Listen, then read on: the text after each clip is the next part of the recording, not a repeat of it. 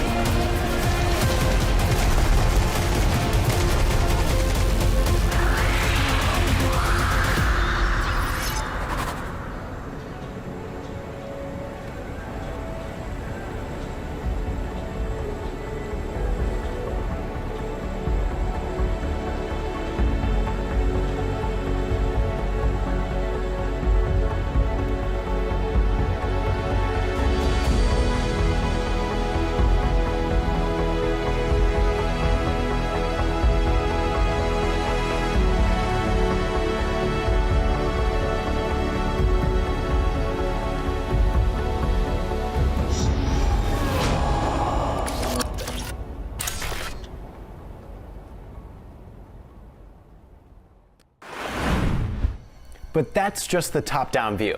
Here to dive in deep on Once Human is Victoria Pengson, Senior Game Designer over at NetEase Games. Welcome.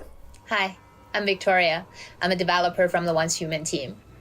I'm in charge of putting together the big world of the game, designing levels and environments, as well as developing non-player characters and their background stories. Once Human is a new weird survival game. But what is new weird?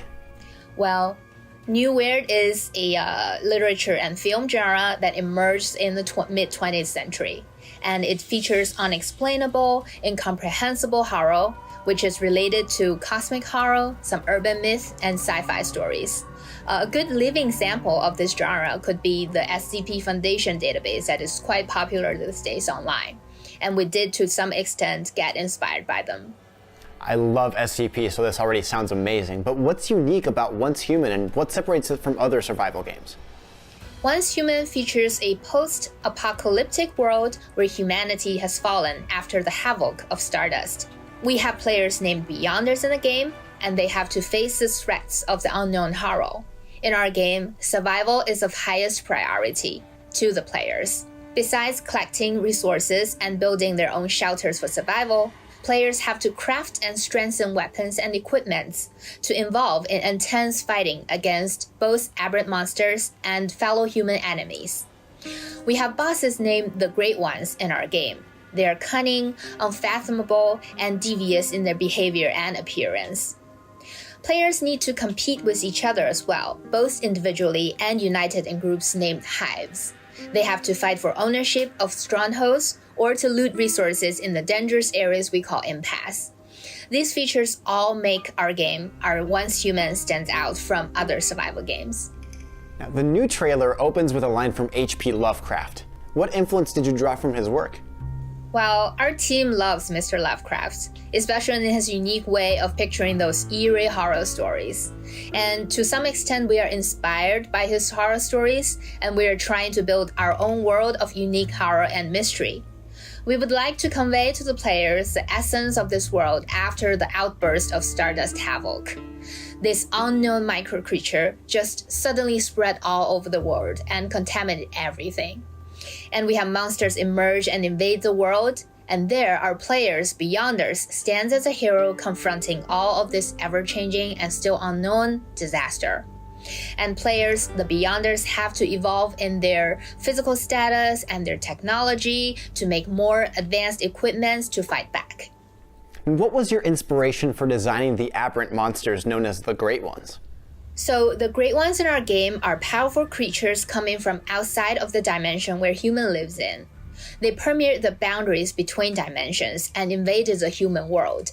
So we look back to Cthulhu concepts and the SCP project concepts for some inspirations when we design these monsters, and we condense the figures of the Great Ones from those. Well, they should look like something beyond human comprehension, daunting yet beautiful in a weird way. They're powerful as they look, and they are the most exciting challenges we have prepared for our players to experience. What about the game map? What inspired your team to design those fascinating cities and structures? Well, our game map is huge. So basically, the story happens on a big island named Nalcott. And on the island, there are generally 4 different areas. For example, there is the Blackfell region, which is in the east on that island, and it features marshes, moors, and deserts. And you can experience sandstorm weathers from time to time in this area. And other areas all feature its own geological structures and its unique landscapes. For example, Arkham Mountains in the north is cold and snowy and dangerous, and it's decorated with a lot of plane crash sites. And in the west, there are the Great Plains, and it looks friendly there, but it actually has the largest complicated underground subway tunnel systems. So you can actually explore into those dangerous tunnels and caves hidden there, meeting a lot of enemies. Now, this map is huge. What can players do in this massive map? Well, the map is big, and what you can do in it is kind of countless. You can do a lot of things. At first, you can probably freely explore the game world on the big map, and you can choose the best spots that you like to build your own shelter. You can build your shelter as you wish. You can design it. You can put as many structures as it's limited in your shelter. And to build your shelter, you have to collect resources first. There are over 100 types of different resources that you can collect in our game. And some of them are natural resources like logs, stones, ores, and water, and animal products like hide and raw meat and stuff like those. And you can also loot the human strongholds to find scraps like industry products, and you can decompose them into useful materials to craft items. In terms of survival shelter building, you can build structures and you can actually decorate your home using like green plants and clocks and furnitures and so many different things. Oh, I love decoration, so I'm definitely going to spend hours in that part of the game. But do you have any tips on how players can survive in the wilderness? Well, first of all, you have to pay attention to your physical functions. Like, you have to ensure that you stay hydrated, you stay stomach-filled, and you're sane enough to survive. If you dump yourself too long in the polluted water, you probably get diseases and delusions, and you have to find medicines to cure those. So craft and use various items, like consumable items, to ensure that your physical status is always in the healthy range. It's very important in terms of survival. And also, you have to learn to improve your equipment and weapons. You can add attributes and potential skills to your weapons. You can craft like gun perks, and from blueprints, you can get like rare and higher quality weapons. So you have to explore the big world to find these gun perks and blueprints. Also, you probably need to form alliances with other players, and working with allies can boost the chance of defeating the Great Ones. And also, you form groups like Hive, and you can actually cooperate with your fellow Hive members to challenge other players. And how do PvE Great One invasions work? Can they be soloed, or do they need teamwork? Well, the Great One invasions can be encountered in different level areas of the map. And basically in one level area, there will be 1 to 2 Great Ones that you can find. And each Great Ones will have basically 4 different difficulty levels, and you can unlock the higher level after you finish the previous one. So higher level Great Ones will definitely be more destructive and cause a lot more damage to you. If you are confident enough in your battle moves, in your combat skills, and in your equipment and weapons, you can solo the Great Ones alone. But generally, we recommend that 2 to 4 players team up and challenge them. Since the Great One invasion is such difficult PvE challenge, we also prepared generous rewards for every player who successfully contained a beast in their dimension. Now, what other PvE content is in the game? Actually, besides the Great One invasion we just talked about, we have the raid dungeons, and we have various world exploration missions. Talking about the raid dungeons, well, they are at various locations around the world, and they feature prolonged exploration in the dungeon. Basically, there will be 2 to 3 bosses in one dungeon, and in each stage there will be 1 boss.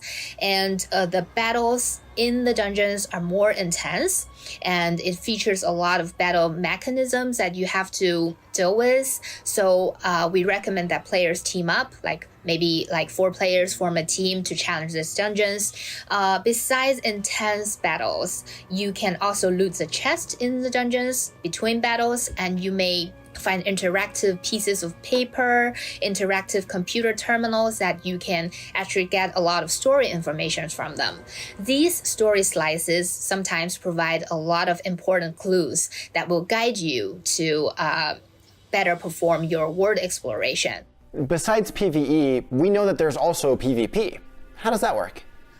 In terms of PvP, we basically have 2 main modes of PvP, and one is called Stronghold Conquest. In terms to join this, you have to first form groups called Hive. Hive is a group that can accommodate 30 to 100 people each, and hives can occupy and compete for resource areas around in the big world. Different hives can definitely attack each other, so when one hive declares war on another, the system will automatically pick 2 leaders, 1 in each hive, and they have to recruit their teams of attackers and defenders. Then the attackers team need to gain dominance over the defenders' beacon area in a limited time, so as to have control over that resource area. And the defender team have to build defending constructions in the resource area and guard and stand their ground. There is also free PvP in the impasse zone. So indeed, the impasse zone is a PvE-VP exploration area. So players team up and different teams just enter the impasse zone at the same time. You have to deal with non-player enemies like Aberrant monsters or a set of soldiers. And at the same time, you have to be aware of sneak attacks by other players, because everyone is competing for the rare resource called source in that area. And if you defeat another player and loot his body, you will get a large amount of source. And what rewards are there for players who participate in PvP? In Stronghold Conquest, you can get gun perks, gun blueprints. You can get the energy link and Stardust Cortex, which is all possible rewards for players who participated in a Stronghold Conquest between hives. And these are all valuable resources that you can use to strengthen your build and use to craft powerful weapons.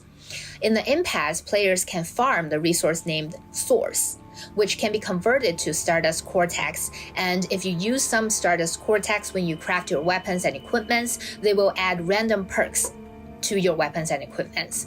And also you can use them as money to exchange for other items in the non-player characters' inventory stores. It is located in a lot of human strongholds. Now, what kind of firearms and weapons are available in the game? Can they only be crafted, or can you find them out in the world? Well, firearms are the most important combat weapons in our game. In terms of types of firearms, we have so many. We have pistols, we have assault rifles, we have light machine guns, we have shotguns, we have sniper rifles, and we have submachine guns. In total, there are over 70 different types of firearms, and each firearm has its own shooting, feel, and characteristics exactly as it is in this reality. These firearms, well, you can find some in your world exploration, but those are kind of basic weapons. If you want to get like powerful and more advanced firearms, you have to craft them from blueprints. The key resources that can be obtained by purchasing, upgrading personal territory, and you can complete tasks to get rewards of those blueprints, and you can find some scraps of the blueprints in your world exploration. The rarer the blueprint, the higher the quality of weapons you can craft. What sort of customization options are there for the weapons? Well, there are basically 6 human non-player characters factions in the game, and we also divide our guns into 6 different gun families, which is associated with these human factions, and they kind of share a lineage of development in skills and attributes. And players can also modify your guns, like improve the stability of the firearm. You can probably optimize the recoil, enlarge the magazine capacity by adding accessories to the guns. And these accessories, you can also loot them from strongholds or craft them based on accessory blueprints. Also, firearms have another important attribute called gun perks. Firearms with, different rarities have different numbers and different levels of gun perks it can be assembled to it. By assembling these gun perks, you can give your weapon a lot of passive skills like chain damage, damage boost, freezing, ignition, automatic reload, and so on. So combining these gun perks with your passive skills and with your player's active skills, you can actually form countless, numerous builds, and this will definitely enrich your combat experience. Now, is there anything you'd like to leave players with before they explore Once Human? Well, I very much hope that Once Human will be ready for players as soon as possible in the future. And also, as a designer of Once Human, I am looking forward to see more and more survival game lovers join us, start their journey in Nowcut, and to experience exciting combats and explore the fascinating world with us. And there's a final advice for everyone who is trying to start their journey in Nowcut. Be sure to collect enough copper ores in the Sirius Island area, as much as possible. You won't regret getting them. Victoria, thank you so much for joining me. I've got to go prep for a battle against some Aberrant ones, but in the meantime, here to discuss the creature designs and cosmic horror / weird fiction roots of Once Human is IGN's Brian Altano and Max Scoville. Weird fiction is a subgenre of supernatural and horror fiction that dates back to the 19th century and is still enjoyed to this very day. That's right, authors like Robert W. Chambers and H.P. Lovecraft breathe life into the subgenre with The King in Yellow and the entirety of the Cthulhu mythos, respectively. And to this day, weird fiction's influence echoes throughout time and can even be found in contemporary media like Stranger Things. Yep, so to celebrate all things weird fiction, we thought we would take a look at some of the aberrant monsters and rather strange environments in Once Human. So let's start by taking a look at some of Once Human's boss monsters! Boss monsters! Boss monsters! All right, first up we've got the tree ant, who clearly has some tree ant-like characteristics, but is also very clearly, not of this world. Definitely, I'm gonna go ahead and say this is more of the kind of demon tree from Evil Dead than it is like friendly old Treebeard from Lord of the Rings. This is a very scary tree creature. Yeah, Evil Dead kind of made trees weird for me, and this creature will continue to invite that legacy of horror into my brain. When trees do stuff other than be trees and take forms that become human-like, don't like it. It's Not scary and gross and creepy. Also, he's got this weird little, these things hanging off the top of his head. He's got that weird little goatee thing going on with his tree stuff, and then he's got 4 eyes. Yeah, I don't care if you're a tree or a person. I don't like that little facial hair, that little goatee thing. I don't think anyone can pull that off. All right, here we got the Rabazex, who's clearly got some demo dog to him. Definitely getting some kind of lanternfish vibes too, but it's instead of having like a little tiny, light thing to attract people. He's got this just energy blast of whatever, cosmic unthinkable power that is. And, still he's got those little, dangly whiskers there and that giant horrifying mandible. Yeah, plus these, like weird back claws he's got in his hands and feet. He's got this kind of like brolic look to his legs. He's definitely pretty jacked there. And he's got these gross open wound mouth things that look like they might have stitches on them. I love them. I can't tell if those are stitches or teeth. All right. Love this one right here. This is a beautiful, beautiful beast. I don't really know what the plan is in terms of this creature living its day-to-day outside of just killing. Killing seems to be the primary objective here. We've got this huge claw and a huge minigun, which is great. Just a good thing to have on your arm. I don't know if he put that there himself, if he actually fell asleep next to it and it grew in, like kind of got grafted, or if this is just a horrible experiment and he wants no part of it. So he's just going to do the best he can and kill everyone. Oh, all right. We love it. We love it. No, thank you. This is an Araxium, and clearly there are some spider influences, thus the Iraq, and also thus the me being deeply uncomfortable because I don't like those things with the 8 legs. No, thank you.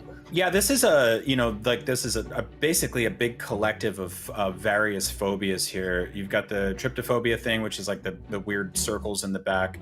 I have a fear of women's hair in the shower drain because I have to clear that out every now and then. That's gross. And so this one's got it's got a full on human head, I believe, with hair. It's got this big pussy butt full of green circles that are Don't say that. Disgusting. Oh, come on, what is that? That's disgusting. And then you've got that little elephant trunk nose. I think it's called like an ovipositor. Yeah. It's like what the queen alien has. It's the big egg sac. Bloop, yes. Bloop, bloop. Yeah, can we look at something else, please? Thank you. Okay, perfect. Now we're getting a look at some environments. This one's really cool. This is a dilapidated gas station that has been overrun by weird floating creature people. They're human-esque for sure, but they've got some very not so human elements to them, such as the elongated limbs and weird dangly fingers. Some of them are even missing body parts, which I guess is it's helping them to float because you can get around a little easier. Yeah, this is giving me some Stranger Things vibes for sure. Like you definitely have more of a sense of this being sort of small town America or wherever. This is like, where are we? Seems pretty safe to assume this is Earth, and it's a place where there used to be gas stations, but now things have gone somewhat literally sideways. Mm-hmm.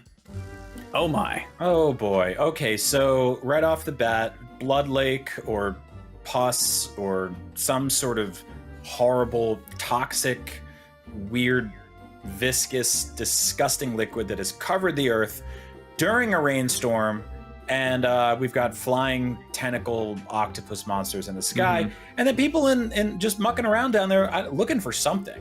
I don't know. Yeah, I think they might be looking for a way out, or what is that, like a golden corral? There's a sign up there. It looks like they're trying to go get a bite, but yeah. No, this is very much, quite literally drenched in ichor, which is one of the tenets of like Lovecraftian stuff. Is really it's a fancy way of saying slime. And then over on the right here, you've got like there's stuff growing. There's like sort of plant seems like the wrong word, but it's giving me again with the Lovecraft kind of color out of space. Like it's this something came from far away, and now it's proving to be quite an invasive species of some sort. It's just growing every which way. There's like little tendrils and things. It looks like there's kind of spores around the light up there. And lightning. Why not? Weird fiction will continue to spread its influence on all of pop culture for eons to come. So check it out yourself when Once Human releases on PC sometime soon. For everything monsters, you're already in the right place. IGN. Can't spell monsters without IGN. It's not even remotely true, but you could try. Well, that about wraps things up for this presentation. Once Human is releasing on PC with a release date coming soon. And just because the stream's over doesn't mean the party's done. Tomorrow we're covering the Xbox Bethesda showcase and then the PC gaming show. And for more on all things gaming, stay tuned to IGN.com.